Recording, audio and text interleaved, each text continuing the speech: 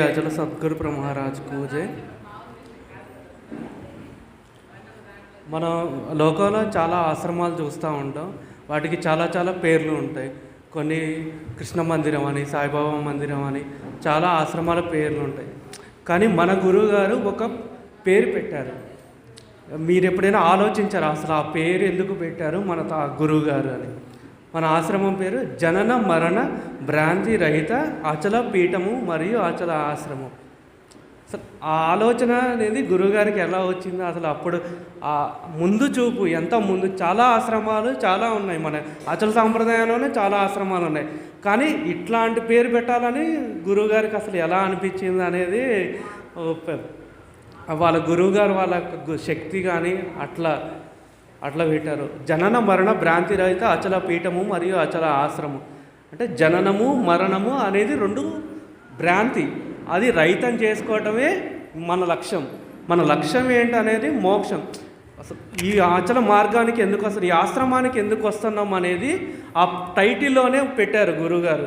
జననం అనేది మరణం అనేది ఈ రెండు కూడా భ్రాంతి. ఆ భ్రాంతిని నువ్వు రహితం చేసుకోవాలంటే ఎక్కడికి వెళ్ళాలి? ఎన్నెన్నో మెట్లు ఎక్కి గుళ్ళకి అట్లా వెళ్తున్నారు.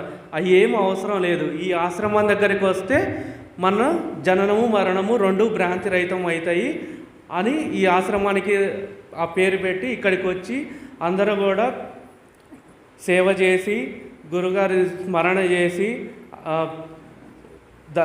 ధర్మాలు గురు ధర్మాలు అవన్నీ చేసుకొని జననం మరణాన్ని భ్రాంతి రహితం చేసుకొని అట్లా చేసుకుంటారని. జై గురు, జై అచల సద్గురు మహారాజ్కు జై.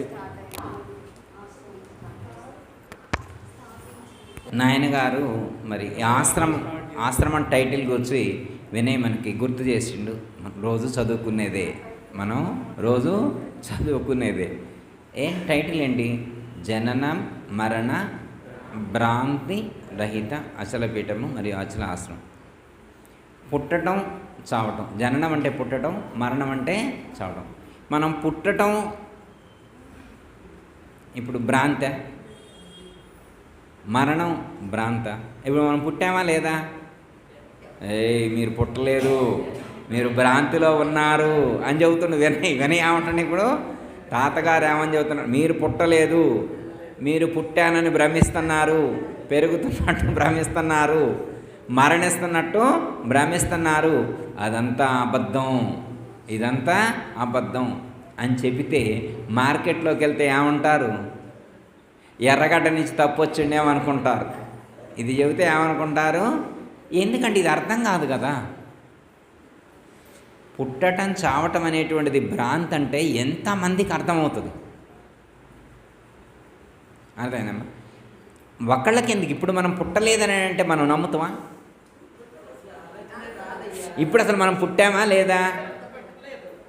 పుట్టలేదు, పెరగలేదు, మరణించట్లేదు. ఇదంతా భ్రాంతి, ఇదంతా అబద్ధం, ఇదంతా జరగట్లేదు కానీ జరుగుతుందని మనం అనుకుంటున్నామంట.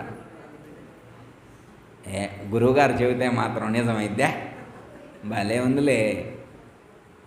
అర్థమైందమ్మా? అంటే ఈ టైటిల్ అర్థం చేసుకోవాలంటే ఎంత జ్ఞానం ఉండాలి. నాయనగారు చెప్పిన ఈ టైటిల్ అర్థం కావాలంటే జనన మరణ భ్రాంతి రహిత అచల పీఠం అనే అచలాశ్రమం అనే ఆ పదం అర్థం చేసుకోవడానికే ఎంతో సంస్కారం ఉండాలి, ఎంతో జ్ఞానం ఉండాలి. అర్థమైందమ్మా? రాత్రి కూడా పీఠం అంటే ఏంటని కూడా డిస్కషన్ జరిగింది మనకి. రాత్రి 1:00 పడుకున్నాం మనం. పీఠం అంటే ఏంటి, పేట అంటే ఏంటి, వీటన్నింటి గురించి చర్చించుకున్నాం కదా అమ్మ. ఎందుకంటే మన సాంప్రదాయంలో చెప్పేటువంటి జ్ఞానాన్ని టైటిల్ ద్వారానే తెలియజేశారు. అర్థమైందమ్మా? కాబట్టి వారి యొక్క ఏ లక్ష్యంతో అయితే ఈ ఆశ్రమాన్ని నిర్మించారో, ఈ యొక్క జ్ఞానాన్ని మనకు అందించారో, మనందరం కూడా ఆ లక్ష్యాన్ని చేరేటువంటి ప్రయత్నంలో ఉన్నాం. దానికి వారి యొక్క అనుగ్రహాన్ని ఎప్పుడు కూడా మనం కోరుకుంటూ ఉన్నాం. వారి యొక్క అనుగ్రహం మన మీద ప్రసరితమై మనల్ని ఆ లక్ష్యానికి చేర్చాలని చెప్పి వారినే ప్రార్థిస్తూ మనల్నే చేపట్టుకొని తీసుకెళ్ళమని నేను అడుగుతున్నా.